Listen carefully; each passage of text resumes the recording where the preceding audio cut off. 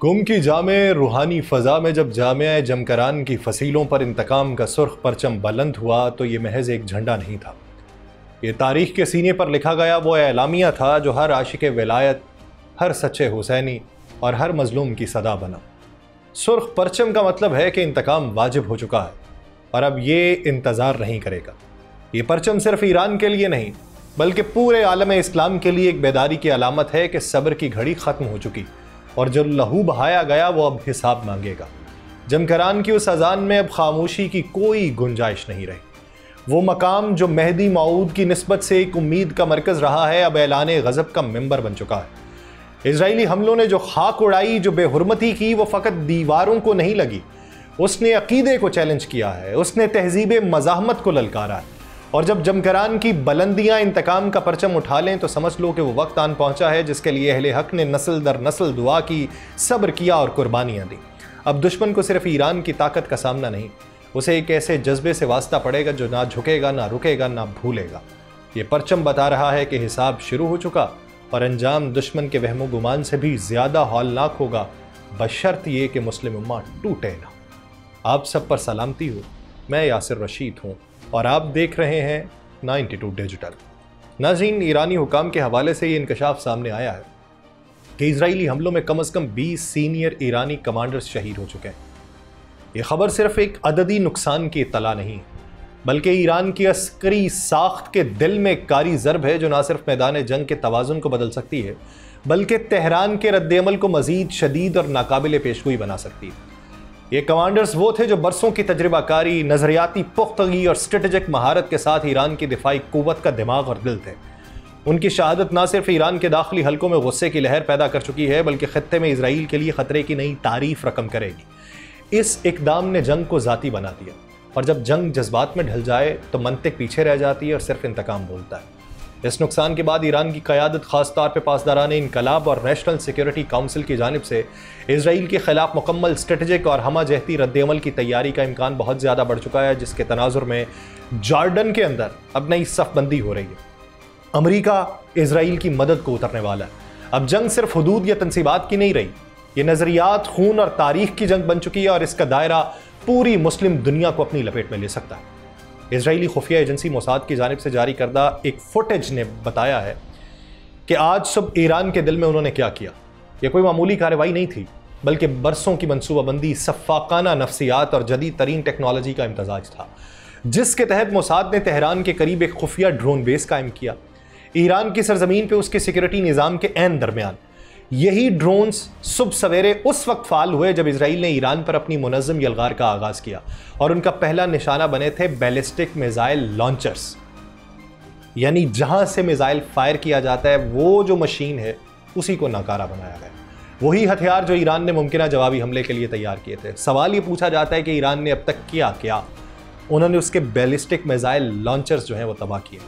ये सिर्फ ड्रोन हमला नहीं था, मोसाद की जानिब से स्मगल किए गए मखसूस गाड़ियाँ जदीद हथियारों से लैस थीं जो ईरान के फ़ज़ाई दिफाई निज़ाम को गैर फ़ाल करने के लिए भेजी गईं। जब ईरान के एंटी एयरक्राफ्ट सिस्टम्स खामोश हुए तो इजरायली लड़ाका तैयारों के लिए ईरानी फ़ज़ाएं खुला मैदान बन गई जिसमें वो आज़ादी से हमले कर सकते थे। फिर सवाल ये बनता है कि रीफ्यूलिंग के लिए किस मुल्क ने उनकी मदद की? क्या कोई इस्लामी मुल्क था? ये तो नहीं था कि उनके तैयारे जो हैं वो रीफ्यूलिंग के बगैर ही हमले कर सकते थे। रीफ्यूलिंग के लिए किसी न किसी ने तो मुआवनत की। एक और खुफिया कार्रवाई में मोसाद के कमांडोज ने ईरान के मरकज़ी इलाकों में मौजूद फ़ज़ाई दिफाई मराकज़ के करीब महारत से निशानाबाज मिसाइल नस्ब किए जिनका काम मखसूस तनसीबात को निशाना बनाना था। यह सिर्फ एक अस्करी हमला नहीं था बल्कि ईरानी खुद मुख्तारी, वक़ार और दाखिली सलामती के ख़िलाफ़ एक नफ्सियाती यलगार थी। इसराइल ने वाज़ेह तौर पर यह पैगाम दे दिया है कि वो किसी भी हद तक जा सकता है, हत्ता कि ईरान की ज़मीन पर अपने अड्डे कायम करने तक, अगर वो ख़ुद को ख़तरे में समझे। मगर सवाल ये कि जो कौम अपनी शरक पर वार को बर्दाश्त नहीं करती वो इस जारहियत को कब तक खामोशी से देखेगी? ज़मीन के नीचे और आसमान के ऊपर ईरान अब इस जंग को महज सरहदी दिफा का मसला नहीं समझेगा बल्कि अपनी बका की जंग के तौर पर लड़ेगा, शायद बहुत जल्द। क्योंकि डोनाल्ड ट्रंप का वो बयान जो उसने ट्रुथ सोशल के ऊपर दिया एक ऐसी ज़बान और अंदाज का हामिल है जो महज सियासी धमकी नहीं बल्कि खुली अस्करी ललकार है। उसके अल्फाज में सिफारतकारी से ज़्यादा एक फाते की तज़हीक छुपी हुई है। जिसने ना सिर्फ ईरान को मुतअद्दिद मौक़े देने का दावा किया बल्कि उसे कहा कि अभी भी वक्त है, और ये कह के उस दहलीज के ऊपर ला खड़ा किया है जहां एक तरफ मुकम्मल तबाही है और दूसरी तरफ मुकम्मल सरनिगूं होना। और ट्रंप की जानिब से कहा गया कि ईरान के सख्त गिर अनासिर जो बहादुरी से बोलते रहे वो अब मुर्दा है। ना सिर्फ ये दावा गैर मामूली तौर पर जारहाना है बल्कि ये सिफारती आदाब और बैनुल अक़वामी अमन के उसूलों की खुली तज़दीक है। उसके बयान में इसराइल के हथियारों के मज़ीद आने की धमकी और अमरीकी अस्करी बर्तरी का बार बार तज़किरा एक ऐसी आलमी जंग को हवा दे रहा है जो सिर्फ खलीज में नहीं बल्कि पूरी दुनिया में असर डालेगी। और ट्रंप का ये कहना है कि बस कर लो वरना कुछ बाकी नहीं बचेगा। ईरानी तारीख़ और तहज़ीब के लिए ये एक संगीन इंतबा ट्रंप की तरफ से दिया गया, यानी कहा गया कि ईरानी एम्पायर, उसकी बका की अपील एक तरफ हमदर्दी का लिबादा ओढ़े नज़र आती है, लेकिन दर हकीकत ये वो तंज़ है जो जंग के दहाने पे खड़े किसी भी मुल्क की तज़लील के मुतरादिफ है। इस सारी गुफ्तगू में जो सबसे ख़तरनाक बात है वो ये है कि ये पैगाम दुनिया के ताकतवर तरीन हथियारों के मालिक एक सदर की तरफ से है जो अपने अल्फाज से इस खित्ते में लाखों इंसानों की ज़िंदगियों को दाव पर लगा सकते हैं। ये बयान सिफारतकारी को दफन करने और बारूद के ढेर पर बैठ के दुनिया को बस कर लो कहने की एक भयानक मिसाल है। और अगर दुनिया ने इन अल्फाज को गहराई और ख़तरे को संजीदगी से ना लिया तो आने वाले दिन सिर्फ ईरान के लिए नहीं पूरी इंसानियत के लिए मौलिक होंगे। और ट्रंप ने ये जो कहा, जिसमें दावा किया कि ईरान को 2 माह कबल 60 दिन की मोहलत दी गई थी और आज वह मुद्दत मुकम्मल हो चुकी, ये था ताकत, तहकीर और इंतबा की मिली जुली जुबान का अक्स जो उसने कहा कि they should have done it. ये फिक्रा किसी खुद साख्ता निगरान या फाते की तरह अदा किया गया, जिसमें ना सिर्फ ईरान की खुद मुख्तारी को चैलेंज किया गया बल्कि उसकी सियासी फैसला साजी को भी कमज़ोर और नाकाम जाहिर करने की कोशिश की गई। और उस बयान में सेकंड चांस का जिक्र दरअसल पहली बार की मानंद ही एक धमकी में लिपटी हुई तजवीज़ है। ये पेशकश अमन की नहीं बल्कि सरनिगूं होने की शर्त है, यानी या तो ईरान वही करेगा जो कहा गया या एक और तबाहकुन कार्रवाई उसके दरवाजे पर खड़ी है।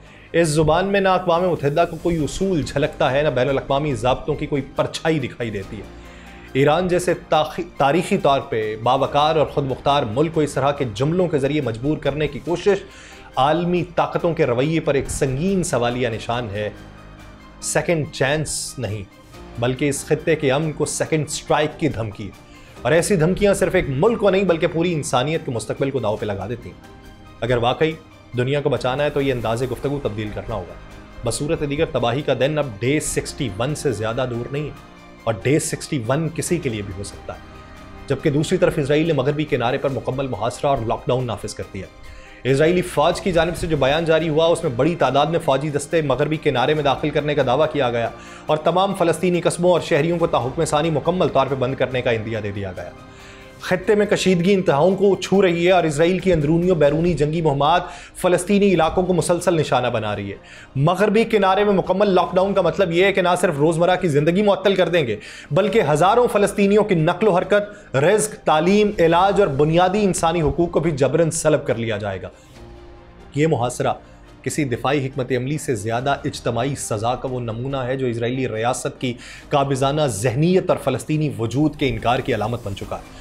जब एक पूरी कौम को बग़ैर किसी अदालती अमल, बग़ैर किसी मुकदमे के महज एहतियाती तदाबीर के तौर पर कैद कर दिया जाए तो यह बैनुल अक़वामी कानून, इंसानी हुकूक और ज़मीर इंसानी पर सबसे बड़ा एक खुला हमला है। और मगरबी किनारे का ये ताज़ा मुहासरा खामोशी की ज़ुबान में चीख रहा है कि जुल्म जब हद से बढ़ता है तो सिर्फ ज़मीन नहीं तारीख़ भी उसके खिलाफ गवाही देने लगती है। और उसी मौके पे जब ईरान पे हमला किया गया, बेंजामिन नेतन्याहू उठा और उसने बयान दिया, जो बयान बज़ाहिर दिफा का दावा करता है लेकिन दर हकीकत एक खून आशाम नज़रिए की अक्कासी करता है, जिसमें जारहियत को निजात का ज़रिया और तबाही को तहफ़्फ़ुज़ का पैमाना बताया गया।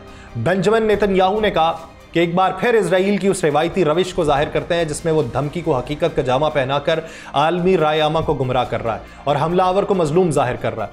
ऑपरेशन राइजिंग लाइन को एक दिफाई कदम के तौर पर बेंजामिन नेतन्याहू ने पेश किया, मगर उसके मनाजिर में तबरेज़ से नुतनाज तक आग, खून और मलबे की तस्वीर बोल रही हैं कि यह महज हिफाजती कार्रवाई नहीं बल्कि एक मनसूबा बंद बेरहम जारहियत है। ईरान के जौहरी प्रोग्राम को बार बार एक फौरी खतरे के तौर पर पेश करके इसराइल दरअसल उस आलमी ज़मीर को बेदार करने की कोशिश कर रहा था जो खुद कई दहाइयों से इसराइली एटमी हथियारों की मौजूदगी पे खामोश तमाशाई बना हुआ। नेतन्याहू के बयानात में बार बार दूसरी जंग अजीम, होलोकॉस्ट और नाजीज़म की मिसालें दी गई, मगर क्या यही जुबान फलस्तीन, लबनान और अब ईरान के शहरों पर बरसने वाले बमों के जवाब के तौर पर काफी है? क्या तारीख की सबसे बड़ी नस्लकुशी के दुख को बार बार दोहराकर नई नस्लकुशियों का जवाब गढ़ा जा रहा है? नेतन्याहू की तकरीर में जिस ईरानी अवाम से हमदर्दी की बात की गई वह दरअसल एक जहरीली मुनाफकत है, क्योंकि उन्हीं अवाम के खिलाफ आज तबरेज, असफहान, नुतनाज और तेहरान वहां पे मिसाइल और बारूद बरसा है, जो खित्ता कई दिहाइयों से अमरीकी और इजरायली पाबंदियों और पिसा हुआ है, अब खुलेआम हमलों की जद में है। मगरबी ज़मीर खामोश है। नेतन्याहू की जानिब से ट्रंप का शुक्रिया अदा किया जा रहा है, और शुक्रिया और खतरे के जाहिर होने से पहले कदम उठाने का हवाला दरअसल एक नई आलमी जंग के आगाज का गैर एलानिया ऐलान है, जो इसराइल की फौजी बालादस्ती और अमरीकी अस्करी हिमायत की ताकत पर उस्तवार है। जब इजरायली फौज के तर्जुमान ने बयान दिया कि हम ईरान में कार्रवाइयां जारी रखेंगे जब तक ऑपरेशन के मकासद हल नहीं हो जाते, ये खुली धमकी है कि आने वाले दिनों में तबाही, खूनरेजी और सियासी अदम इस्तेहकाम मजीद शिद्दत इख्तियार करेगा। उसने कहा, हम एक तवील ऑपरेशन के लिए तैयार हैं। ये अल्फाज किसी दिफाई हिकमत अमली का हिस्सा नहीं है, बल्कि एक तवील और मुनज़्ज़म हमलावर जहनीत की गमाजी करता है, जो दुश्मन को तबाह करने से कम किसी नतीजे पर राजी नहीं होता।